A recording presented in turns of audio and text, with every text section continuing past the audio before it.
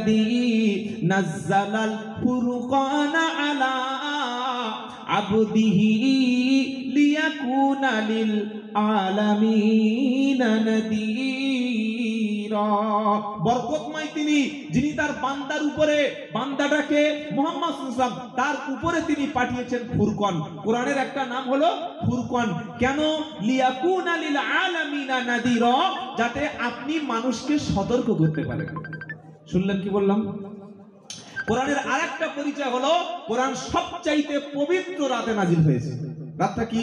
লাইলাতুল কদর। ইন্না আনজালনাহু ফি লাইলাতিল কদর। লাইলাতুল কদরি খায়রুম মিন আলফি শাহর। তানাজ্জালুল মালাইকাতু ওয়ার রূহু ফিহা বিইذনি রাব্বিহিম মিন কুল্লি আমর। সালামুন হিয়া হাত্তা মাতলাইল ফজর। সেই রাত আল্লাহ বলছেন নিশ্চয়ই আমি বরকতময় পবিত্র রাতে নাজিল করেছি। হে নবী, আপনি কি জানেন লাইলাতুল কদর কি? লাইলাতুল কদর হলো 1000 মাস অপেক্ষা উত্তম একটি রাত। সেই রাতে আল্লাহ কোরআন পৃথিবীবাসীর জন্য পাঠিয়েছেন। যারা বলুন সুবহানাল্লাহ। মোটামুটি কোরআনের একটু পরিচয় পেয়ে গেলাম, বুঝতে পারলাম বাবা? জি, চলুন কোরআনের দ্বিতীয় সূরা থেকে একটু আলোচনা অল্প করে। প্রথম সূরার নাম কি? সূরা ফাতিহা। এই সূরাটার নাম হচ্ছে সূরাতুল শিফা। শিফা মানে কি? যখন মৌলভী সাহেবরা ঝাড়ফুঁক করে, কি করে ঝাড়ফুঁক করে? ইয়েস, আমরা মনে করি উনি কি দোয়া বলছে গো। দোয়াটা পড়লো আস্তে আস্তে, ফুঁক দেওয়ার সময় খুব জোরে দিয়ে দেয়। আপনি তো বিদ্যা জানেন না, সূরা ফাতিহাই পড়ে ফুঁক দেয়। বলে আমি যদি দিই, হ্যাঁ আপনি দিলে কাজ হবে। বিড়ি খাবেন, মিথ্যা বলবেন, গীবত করবেন, ভাই ভাই মিল নাই, বাপ বেটাতে মিল নাই, পানিতে ফুদিলে কোনো লাভ নাই। প্রচুর মুসলমান আছে নিজের বাপের সঙ্গে কথা বলে না। প্রচুর মুসলমান, আপনাদের না, আমাদের এই আমার বাড়ি চাম্পাহাটি, বারাইপুর। হ্যাঁ, প্রচুর মুসলমান আমাদের চাম্পাহাটি এলাকায় আছে। কি করে তারা? ভাই ভাইয়ের মধ্যে কোনো মিল নাই। 3 ভাই 3 জন ঘর করে 3 দিকে দরজা খুলে রেখেছে। আর বাড়ির বউগুলোর মধ্যে তো একদম সম্পর্ক আরো খারাপ। কি বুঝলেন? প্রত্যেকের সম্পর্ক খারাপ। অথচ আপনার নামাজ, রোজা, তেলাওয়াত, তাসবিহ এগুলো আল্লাহর অধিকার, আল্লাহর হক।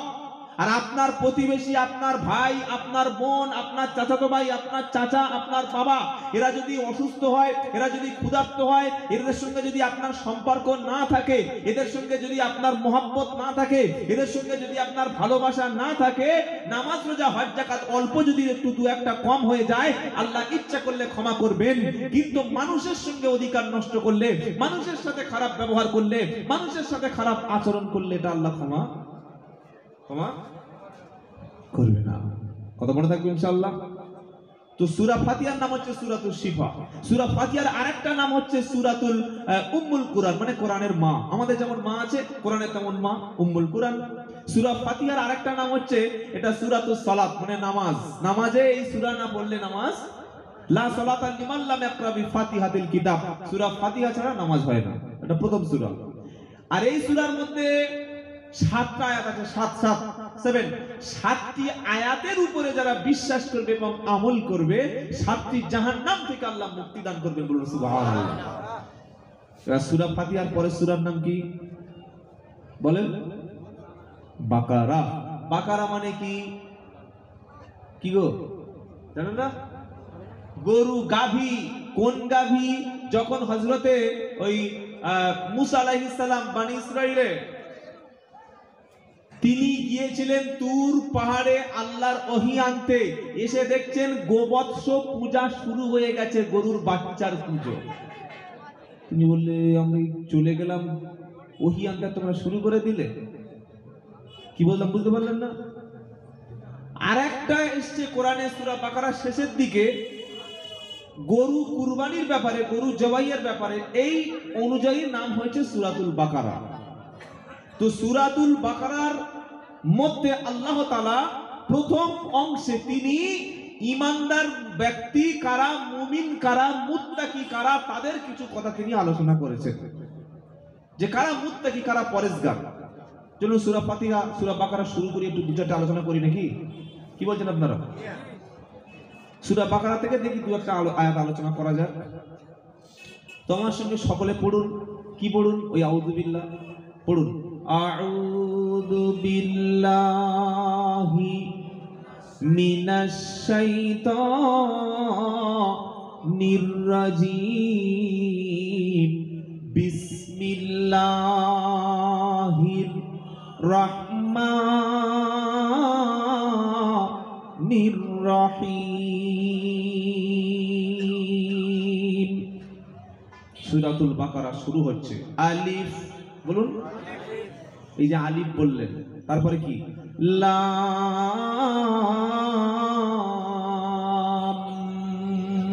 মিম। কটি অক্ষর বাবা? তিনটি। তিনটি অক্ষর যে আপনি পড়লেন, সাথে সাথে আল্লাহ আপনার আমলনামায় 30টা নেকি এখানেই লিখে দিলেন। জোরে বলুন সুবহানাল্লাহ। এবার বলুন তো, গাল গল্প, ঠাট্টা, হাসি, বিদ্রুপ, আজে বাজে কিস্সা কাহিনী এই ধর্মসভার মজলিসটা নষ্ট করে দিয়েছে। হ্যাঁ, প্রচুর বক্তা আছে, পড়াশোনা করে না, বক্তব্যই করে, কোনো গবেষণা করে না, কোরআন খোলে না। আর সেই আগেকার সেই ঘটনা কানে সুদ দিয়ে একদম হাওড়ায় ধরলো, আর একদম সেই বর্ধমানে গিয়ে শেষ হলো। কি এতে কি সমাজের লাভ আছে? তিনটি অক্ষর পড়লেন, সাথে সাথে আল্লাহ 30টি অক্ষর লিখে দিল আমলনামা। জোরে বলুন সুবহানাল্লাহ। আমাদের বাচ্চাদের আমরা শেষ করে দিচ্ছি তাদের জীবনে। বাচ্চার জন্ম হয়েছে, যখন কথা বলতে শিখছে, ও বাচ্চাটা প্রথমে যাবে মক্তবে, তারপরে যাবে মিশনে, তারপরে কেজিতে যাবে। কিন্তু আগে আমরা কেজিতে ভর্তি করে দিয়েছি। কোন কেজি? যে কেজিতে বাচ্চা পড়লে সালাম শিখবে না, দোয়া শিখবে না, নামাজ শিখবে না, দিন শিখবে না, ইসলাম শিখবে না, আল্লাহ চিনবে না, রসুলকে চিনবে না। বাড়িতে এসে বলছে ড্যাডি গুড মর্নিং। ফার্স্ট দিন, হ্যাঁ, কেজি স্কুলের প্রথম দিন শিখে এসেছে ড্যাডি গুড মর্নিং। ওর মা বলছে কি বলছে গো? ওর বাপ ক্লাস 5 পর্যন্ত পড়েছে, বলছে আমাকে ড্যাডি বলছে। ড্যাডি বলে, ড্যাডি মানে বললে বাবা। কি বলছে? বাবা। তো বললে বাবা আজকে স্কুলের প্রথম দিন কি পড়েছে বলো একটু শুনি। আজ তো ক্লাসে গেলে, এবার বাচ্চা পড়ছে, বললে মা আমার ম্যাডাম একটা কবিতা শিখিয়েছে। বলে কি কবিতা? এবার বাচ্চা বলছে হাট্টি মাটিম টিম তারা মাঠে পাড়ে ডিম, তাদের খাড়া দুটো শিং। শিং খাড়া। আচ্ছা আপনারা বলুন, যে প্রাণীর শিং আছে ওই প্রাণী ডিম পাড়ে না বাচ্চা দেয়? বাচ্চা দেয়। ছাগল ডিম পাড়ে না বাচ্চা দেয়? যা চুপচাপ আছে, ছাগল ডিম পাড়ে? ছাগলের শিং আছে না নাই? গরু ডিম পাড়ে না বাচ্চা দেয়? ডিম পাড়ে না বাচ্চা দেয়? শিং আছে না নাই? তার মানে শিং আছে যার, ডিম সে পারে না। এই গাঁজাখড়িটা বাচ্চার ব্রেনে ঢুকিয়ে দেওয়া হয়েছে। হাট্টি মাটিম টিম তারা মাঠে পাড়ে ডিম, তাদের খাড়া দুটো শিং। ওই শিংটার নিচে উল্টে দাও আর ডিমটা বার করে ছড়িয়ে দাও। অন্য কবিতা। বললে হুজুর আপনি কি কবিতা এনেছেন? আমার কবিতা শুনুন। আজ থেকে আর শিখবো না মা হাট্টি মাটিম টিম, আজ থেকে ওই পড়বো মাগো আলিফ লাম মিম। আজ থেকে ওই শিখবো না মা হাট্টি মাটিম টিম, আজ থেকে ওই পড়বো গো মা আলিফ লাম মিম। কেন? একটি অক্ষর পড়লে মাগো 10টা নেকি হয়। একটি অক্ষর পড়লে মাগো 10টা নেকি হয়। আর কোরআন পড়ে করলে আমল জান্নাত পাওয়া যায়। জোরে হবে না? একটি অক্ষর পড়লে মাগো 10টা নেকি হয়। আর কোরআন পড়ে করলে আমল জান্নাত পাওয়া যায়। আজ থেকে আর শিখবো না মা হাট্টি মাটিম টিম, আজ থেকে ওই পড়বো মাগো আলিফ লাম মিম। ইনশাআল্লাহ আপনার বাচ্চাকে মক্তবে প্রথমে দিন, মক্তব থেকে প্রথম এসে নুরানি কায়দাটা বুকে নিয়ে, মাথায় টুপি মাথায় দিয়ে, বাচ্চা বাড়িতে এসে বলছে আসসালামু আলাইকুম আব্বাজান। কি জান পরে যাবে না? যাবে না? তাহলে আল্লাহ প্রথম বলছেন আলিফ লাম মিম। এই আলিফ লাম মিম এরকম হুরুফে মুকাত্তাত কোরআনের 114টা সূরার মধ্যে 29টা সূরার প্রথমে আছে। হ্যাঁ, বলে হুজুর দুটো সূরা বলুন দেখি। পারা নাম্বার 16, সূরার নাম তহা। আল্লাহ প্রথমে বলছেন কি, তহা মা আনজালনা আলাইকাল কুরআনা লিতাশকা।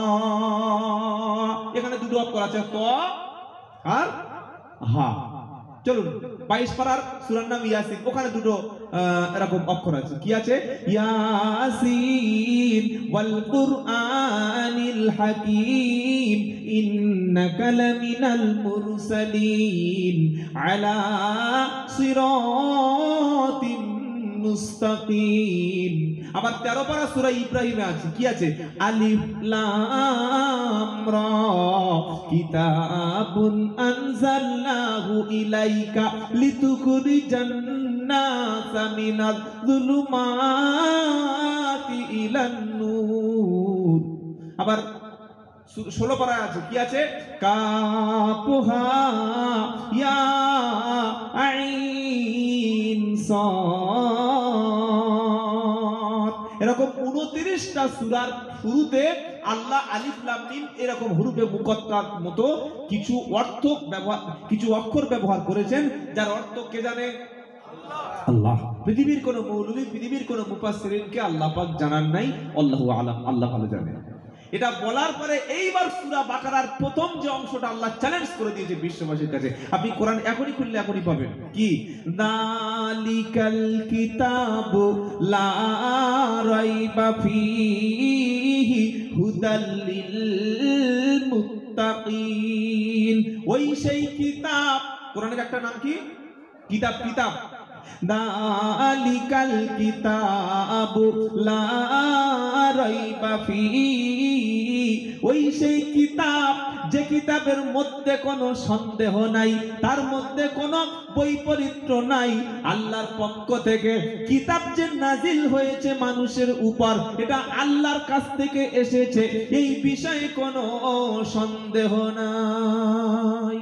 জোরে বলুন সুবহানাল্লাহ। কোনো ভুল নাই, ভুল পাবেন না। কোথায় ভুল ধরবেন আপনি? আপনি কার ভুল ধরছেন? আল্লাহর ভুল ধরবেন নাকি? আল্লাহর কিতাব তো ভুল ধরতে পারবেন না, আল্লাহর সৃষ্টির কোনো ভুল ধরতে পারবেন না। বলুন না সুবহানাল্লাহ। আপনি একটা বড় ঘর করুন, একটা ইঞ্জিনিয়ারকে দিয়ে আর একটা ইঞ্জিনিয়ারকে ডেকে আনুন, বলুন ভাই দেখুন তো ঘরটা, ও ঠিক 4-5টা ভুল বার করবে। বলবে না? বলবেন। সিঁড়িটা সব ঠিক হয়েছে কিন্তু ছাদটা হয়েছে, কিন্তু রডটা ও মোটামুটি 3-4টে ভুল ধরবে। আপনি একটা ব্রিজ করুন, ব্রিজ কনস্ট্রাকশন করে তারপরে আরেকটা ইঞ্জিনিয়ার আনুন, আরেকটা ভুল ধরবে। ধরবে না? আল্লাহ বলছে আমি চ্যালেঞ্জ করছি, পারা নাম্বার 29 সূরার নাম মুল্ক, যে আমার সৃষ্টির ভুল ধরো। কি গো? আমার সৃষ্টির ভুল ধরো। আল্লাযী খালাকা সাবআ সামাওয়াতিন তিবাকা মা তারা ফী খালকির রহমানি মিন তাফাউত ফারজি'ল বাসার হাল তারা মিন ফুতুর মারজি'ল বাসার কাররাতাইন ইয়ানকালিবু ইলাইকাল বাসারু খাসিআন ওয়া হুয়া হাসীর। জোরে বলুন সুবহানাল্লাহ। এই যে সূরাটা বললাম না, এটা 29 পারার সর্বপ্রথম সূরা, মানে সূরাটার নাম হচ্ছে সূরা মুলক। এই সূরাটা আপনি প্রতিদিন পড়বেন। আমি আব্দুল্লাহ জুবাইর আমার কথা নয়, বিশ্বনবী মুহাম্মদ সাল্লাল্লাহু আলাইহি ওয়াসাল্লামের কথা। যদি কোনো ব্যক্তি সূরা মুলক প্রত্যেকদিন তেলাওয়াত করে, কবরে যাওয়ার পরে হাফেজ, মুফতি, পীর সাহেব, মাওলানা সাহেব, ফকির সাহেব, চোর, ডাকাত, গুন্ডা, মস্তান যে কবরে যাবে, প্রত্যেকের কিন্তু কঠিন শাস্তির মুখোমুখি হতে হবে। প্রথম শাস্তির মুখোমুখি হতে হবে, তার নাম হলো সওয়াল, তার নাম হলো প্রশ্নের সম্মুখীন হবে।